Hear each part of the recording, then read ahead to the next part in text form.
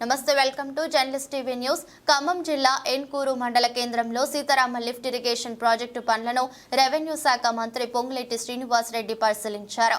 ఈ సందర్భంగా మంత్రి పొంగులేటి శ్రీనివాసరెడ్డి మాట్లాడుతూ గత ప్రభుత్వం ప్రాజెక్టు పనుల పేరుతో కోట్లాది రూపాయల ప్రజాధనాన్ని దుర్వినియోగం చేసిందని ఆరోపించారు. 2400 కోట్లతో పనులు పూర్తి చేయవలసిన గత ప్రభుత్వం 18,000 కోట్లు ఖర్చు చేసి ప్రజల సొమ్మును గోదావరి పాలు చేశారని గత ప్రభుత్వ వైఖరిని ఎండగట్టారు. త్వరలోనే కొత్త రేషన్ కార్డులు, ఇందిరమ్మ ఇళ్ల కార్యక్రమాన్ని ప్రారంభిస్తామని తెలిపారు. గత ప్రభుత్వం అసంపూర్తిగా వదిలేసిన డబుల్ బెడ్రూమ్ ఇళ్లను సైతం పూర్తి చేసి పేద ప్రజలకు అందజేస్తామని హామీ ఇచ్చారు.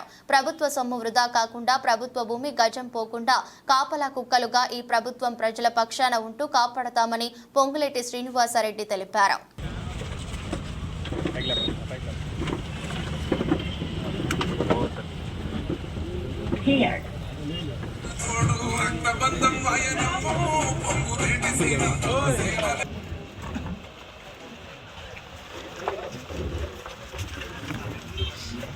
బాబాయ్ కొంచెం కొంచెం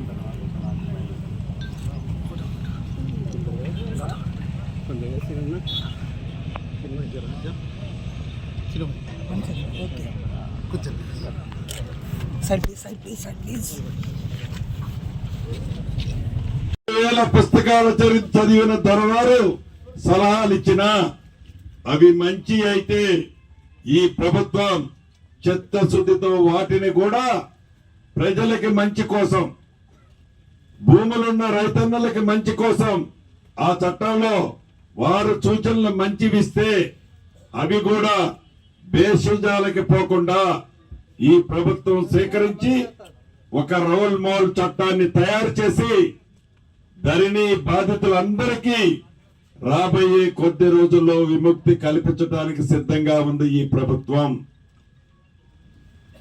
చివరగా ఒకటే చెప్తున్నా, ఈ 7 నెలలలో నిత్యము మీతోనే ఉంది గౌరవ ముఖ్యమంత్రి రేవంత్ రెడ్డి గారు కానీ, ఈ కేబినెట్ కానీ, మన ఎమ్మెల్యేలు కానీ, భవిష్యత్తులో కూడా ఇంతకంటే మరింత కష్టపడి మీరు కన్న కళలు నెరవేర్చే దాంట్లో ఇందిరమ్మ రాజ్యంలో ఏవైతే మీరు ఊహించుకున్న కళలున్నాయో ప్రతి ఒక్క కళని గౌరవ ముఖ్యమంత్రి రేవంత్ రెడ్డి గారి నాయకత్వంలోని ఈ ప్రభుత్వం ఇచ్చిన ప్రతి మాటని నెరవేరుస్తుంది అని మరొక్కసారి తెలుపుకుంటూ, ప్రభుత్వ సొమ్ము ఎక్కడా వృధా కానీయకుండా, ప్రభుత్వ భూమి ఎక్కడా గజమ కూడా పోనీయకుండా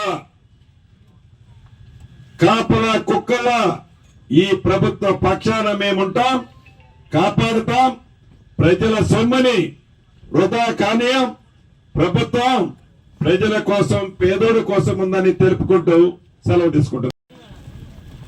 అది 2,01,000 రూపాయి కావచ్చు, 2,50,000 కావచ్చు. ఆ పైన డబ్బులు రైతన్నలు ఈ రోజులు కట్టలేకపోయినా వాళ్ళు వెసులుబాటు చూసుకొని ఎప్పుడు కడితే అప్పుడు వారు కట్టిన తర్వాత ఆ బ్యాంకులో ఉన్న బ్యాలెన్స్ ఏదైతే ఉందో 2,00,000 రూపాయలు అది ప్రభుత్వం అన్న మాట ప్రకారం ఇవ్వటానికి సిద్ధంగా ఉంది. అంతేకాదు, యావత్ తెలంగాణ ప్రజలు ఇంకా 2 విషయాల్లో ఎదురు చూస్తున్నారు. ఒకటి, ఇందిరమ్మ ఇల్లు ఇచ్చిన మాట ప్రకారం ఈ 5 సంవత్సరాలు ఇందిరమ్మ రాజ్యంలో తప్పకుండా అర్హులైన ప్రతి ఒక్కరికి ఇందిరమ్మ ఇల్లు ఇవ్వడానికి ప్రభుత్వం సిద్ధంగా ఉంది. మొదటి విడతగా ఈ సంవత్సరం 4,50,000 ఇల్లు సుమారు 22,500 కోట్లతో తెలంగాణ రాష్ట్రంలో ప్రతి అసెంబ్లీ నియోజకవర్గానికి 3,500 ఇళ్లు చొప్పున యుద్ధ ప్రాతిపదిక మీద రాబోయే కొద్ది రోజుల్లోనే ముగ్గుపోయిపోతుంది ఈ ప్రభుత్వం ప్రతి ఇంటికి. అదే రకంగా గతంలో ఏవైతే అద్భుతంగా 2 బెడ్రూమ్ ఇల్లు చూపించిందో ఆ ప్రభుత్వం ఆనాడు, అవి కొన్ని మొండి గోడలతో ఇవాళ ఏ గ్రామం పైన ఏ పట్టణం పైన రోడ్డు పక్కన షోకు కట్టిన ఇల్లు అక్కడక్కడ కనిపిస్తున్నాయి.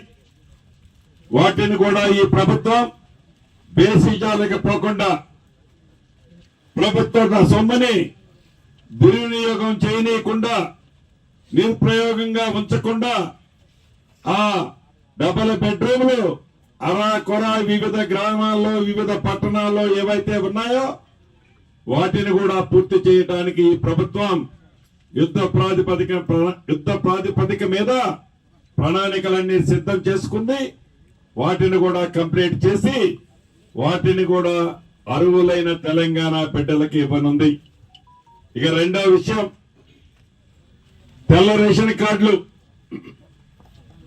పేదోళ్ళు ఇంకా గ్రామీణ ప్రాంతంలో గడిచిన 10 సంవత్సరాల నుంచి ఎదురు చూస్తున్నారు. తెలంగాణ రాష్ట్రం ఏర్పడిన తర్వాత తెల్ల రేషన్ కార్డులు వచ్చిన సందర్భం లేదు. ఈ ప్రభుత్వం హెల్త్ కార్డు సపరేట్ గా, తెల్ల రేషన్ కార్డు సపరేట్ గా ఇవ్వాలన్నది ఆలోచించాం. కేబినెట్ లో నిర్ణయం తీసుకున్నాం. సబ్ కమిటీని కూడా వేశాం. దానికి చైర్మన్ గా ఉత్తమ్ కుమార్ రెడ్డి గారు, నేను, దామోదర్ రాజనరసింహ గారు ఉన్నాం. దానిని కూడా రాబోయే కొద్ది రోజుల్లో విధి విధానాలు ఫైనల్ చేసి అర్హులైన ప్రతి ఒక్కరికి తెల్ల రేషన్ కార్డుతో పాటు సపరేట్ గా ఆరోగ్యశ్రీ కార్డును కూడా ఈ ప్రభుత్వం ఇవ్వడానికి చిత్తశుద్ధితో ఉంది. ఇంకో మీ పిల్లలు మీరు ఏదైతే గడిచిన 4.5 సంవత్సరాల నుంచి ధరణితో ఇబ్బంది పడుతున్నారో, ధరణి అనే ఒక భూతంతో గ్రామీణ ప్రాంతంలో ఉన్న మా రైతన్నలు ఇబ్బంది పడుతున్నారో దానికి కూడా ఈ ప్రభుత్వం మోక్షం ఇవ్వనుంది. తెలంగాణ రాష్ట్రంలో దేశంలో ఎక్కడా లేని విధంగా ఒక అద్భుతమైన రెవెన్యూ చట్టాన్ని తీసుకురానుంది. ఈ రెవెన్యూ చట్టాన్ని ఏ నలుగురుమో 4 గదుల్లో ఒక గదిలో 4 గోడల మధ్య కూర్చొని చట్టాన్ని చేయటం లేదు. ఏ చట్టాన్ని అయితే రేపు ఆచరించాలి, ఫైనల్ చేయాలి అనుకున్నామో, ఏ కమిటీ అయితే ఒక చట్టాన్ని తయారు చేసి ఇచ్చిందో ఆ చట్టాన్ని ప్రజల ముందుకి ఇప్పటికే 2వ తారీఖు నుంచి ప్రజల ముందు పెట్టాం. 23వ తారీఖు దాకా మీ వద్దనే ఉంటుంది ఆ చట్టం. ఆ తయారు